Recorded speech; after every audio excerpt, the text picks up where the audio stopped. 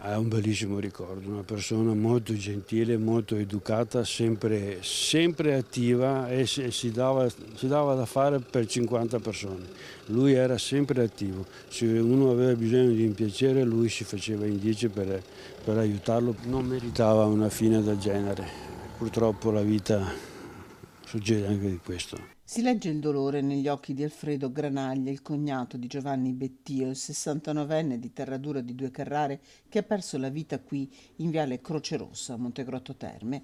Tra i primi ad arrivare, Alfredo cerca di consolare uno dei due figli della vittima che non riesce a darsi pace. Una tragedia che si consuma in pochi istanti. Giovanni Bettio, per anni massaggiatore in uno degli alberghi della città termale, adesso in pensione, sta percorrendo questa strada sul suo scooter.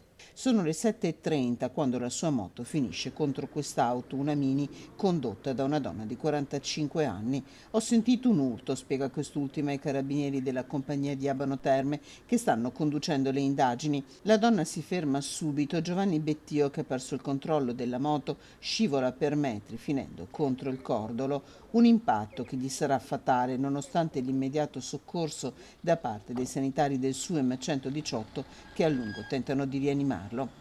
Ai carabinieri i testimoni raccontano di aver visto un'altra auto condotta da un anziano allontanarsi con una visibile ammaccatura. Gli investigatori, senza trascurare alcune ipotesi, pensano a un allontanamento volontario dal luogo dell'incidente e nel giro di qualche ora rintracciano l'anziano, un uomo di 87 anni di Due Carrare trovato nella sua vigna a Cervarese Santa Croce.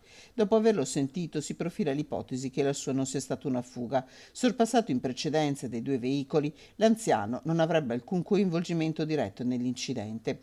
Le indagini sono tuttora in corso e si cerca di capire cosa abbia causato la caduta del 69enne, un malore, una manovra errata sua o dell'auto. Su disposizione della procura i tre veicoli coinvolti sono stati sottoposti al sequestro. Tra i primi ad accorrere sul posto anche il sindaco di Montegrotto, Riccardo Mortandello.